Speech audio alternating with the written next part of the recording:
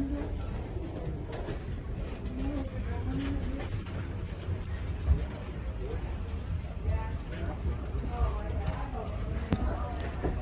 guys, so ngayon papunta tayo dun sa plane, magbo-board na po. Papunta po ito ng Washington Dulles International Airport. So ayan, habang nag-aantay, nakapila para pumasok sa plane, matraffic pa kasi yung ibang pasahero naglalagay pa ng mga bagahe nila doon sa cabin. Kaya nakapila muna tayo.